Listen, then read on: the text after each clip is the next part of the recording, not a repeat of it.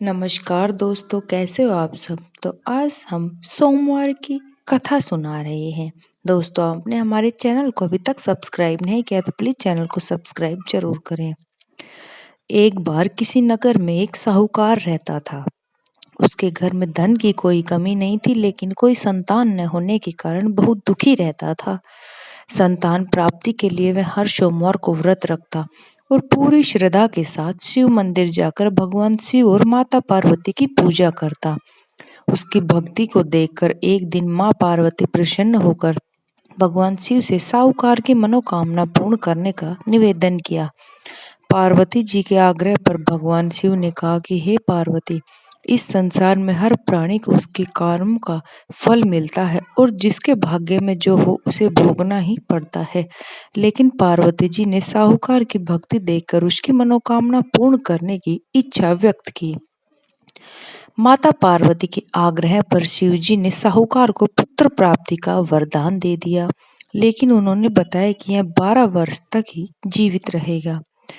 माता पार्वती और भगवान शिव की बातचीत को साहूकार ने सुन रहा था, इसलिए उसे ना तो इस बात की खुशी थी और ना ही इस बात का दुख। वह पहले की भांति शिव जी की पूजा करता रहा।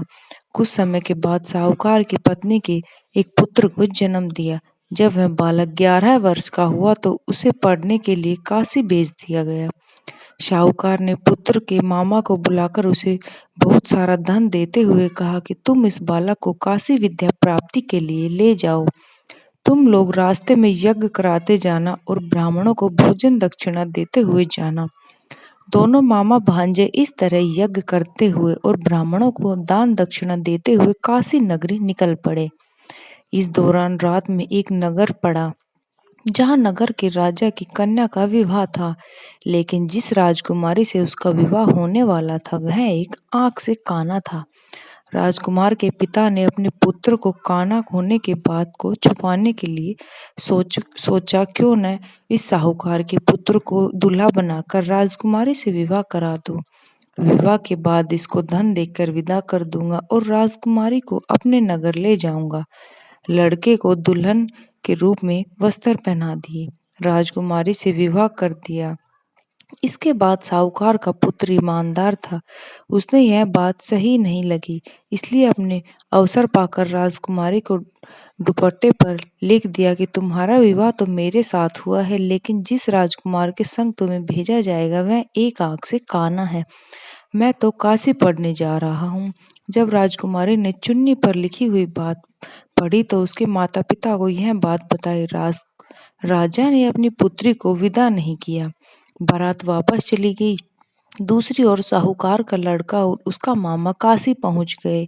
वहां जाकर उन्होंने यज्ञ किया। जिस दिन लड़का 12 साल का हुआ उस दिन यज्ञ का आयोजन था।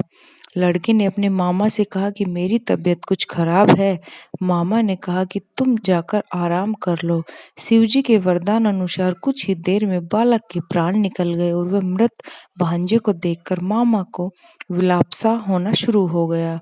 संयोगवश उसी समय शिवजी और माता पार्वती उधर से जा रहे थे। पार्वती माता ने भोलेनाथ से कहा, स्वामी, मुझे इसके रोने के स्वर सहन नहीं हो रहा। आप इस व्यक्ति के कष्ट को अवश्य दूर करें।